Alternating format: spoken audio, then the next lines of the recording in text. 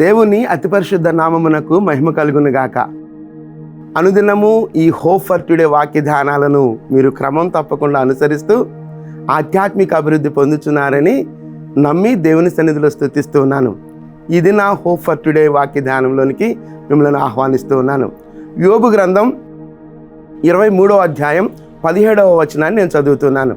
యోబు గ్రంథం 23వ అధ్యాయం 17వ వచనం. అంధకారము కమ్మియుండినను, గాఢాంధకారము నన్ను కమ్మియుండినను, నేను నాశనము చేయబడి ఉండలేదు. ఈ మాట యోబు పలుకుతూ ఉన్నాడు.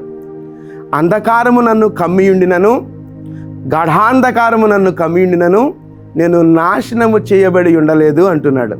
నిజమే. యోబు జీవితాన్ని మనం గమనిస్తే, యోబు జీవితాన్ని మనం తరచి చూస్తే ఎన్నో వేదనలు, ఎన్నో శ్రమలు, ఎంతో భయంకరమైనటువంటి దుర్భరమైన స్థితి గుండా వెళ్తూ ఉన్నాడు. అలాంటి పరిస్థితుల్లో యోబు యొక్క విశ్వాసం, యోబు యొక్క నిరీక్షణ గురించి మనం ఆలోచిస్తున్నప్పుడు, అంధకారము నన్ను కమ్మియుండినను, గాఢాంధకారము నన్ను కమ్మియుండినను, నేను నాశనము చేయబడి ఉండలేదు అంటున్నాడు. కారణం, దేవుడు తన జీవితంలో జరిగించిన గొప్ప ఉత్కృష్టమైనటువంటి మేళ్ళు తర్వాత మనం గమనిస్తూ ఉంటాం. మన జీవితాల్లో కూడా అంధకారం అంటే ఎటు వెళ్ళాలో దిక్కుతోచని స్థితి, గాఢాంధకారం, ఇంకా భయంకరం దుర్భరమైన స్థితి. అలాంటి పరిస్థితులన్నిటి నడుమ నిరీక్షణ కోల్పోకుండా దేవుని వైపు చూసినప్పుడు దేవుడిచ్చే ఆశీర్వాదాలు ఉన్నతమైనవి. ఒకవేళ మన జీవితాల్లో అంధకారం, గాఢాంధకారమైన పరిస్థితులు గుండా వెళ్తూ ఉన్నప్పుడు ఆ పరిస్థితులు మనలను నాశనము చేయడానికి వచ్చినవి కాదు. ఆధ్యాత్మిక జీవితంలో మరొక మెట్టు, ఆశీర్వాదకరమైన అనుభవాల్లోనికి ఎదగడానికే అనే విషయాన్ని మనం గమనించాలి. మన జీవితాలను మరొకసారి ఆలోచిస్తున్నప్పుడు, ఇప్పుడు మనం ఎదుర్కొంటున్నటువంటి ఈ పరిస్థితి అంధకారం కావచ్చు, గాఢాంధకారమైన పరిస్థితి కావచ్చు, అది నాశనమునకు వచ్చినవి కాదు. అయితే ఆ విషయాలను మనం ఆలోచిస్తూ దేవుని వైపు మనం చూసినప్పుడు ఆ పరిస్థితుల నుండి మరొక మెట్టు, ఆశీర్వాదకరమైన అనుభవంలోనికి ఎదగడానికే అనే విషయాన్ని మనం జ్ఞాపకం చేసుకోవచ్చు. యోబు జీవితాన్ని మనం గమనించినప్పుడు, యోబు జీవిత చరమాంకంలో లేదా యోబు జీవితాంతంలో మనం గమనించినప్పుడు ఉన్నతమైనటువంటి ఆశీర్వాదం, రెట్టింపు ఆశీర్వాదాలు పొందుకున్నట్లుగా మనం చూస్తాం.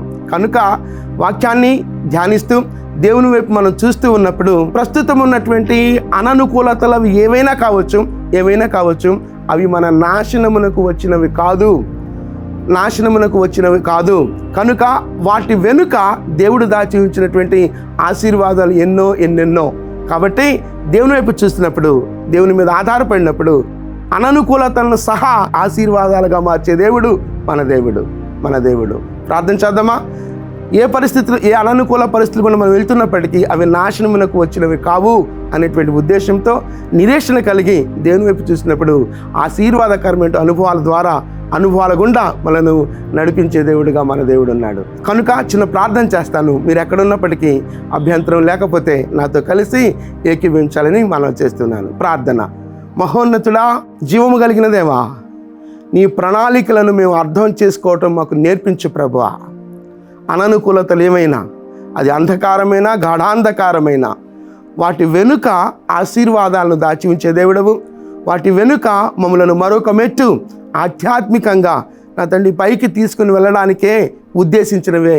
కనుక మీ వైపు చూడడానికి, మీ మీద ఆధారపడడానికి, ప్రతి పరిస్థితిలో మీ మీద ఆధారపడగలగడానికి మాకు కావలసిన కృప మీ సన్నిధి నుండి మాకు అనుగ్రహించమని మీ కృపా హస్తాల్లోనికి మమ్మల్ని మేముగా సమర్పించుకుంటూ సమస్త ఘనత, మహిమ, ప్రభావాలు మీరొక్కరే పొందుకోమని యేసుక్రీస్తు అతి శ్రేష్టమైన నామంలో ప్రార్థించి స్తుతించి వేడుకొనుచున్నాం తండ్రి. ఆమెన్.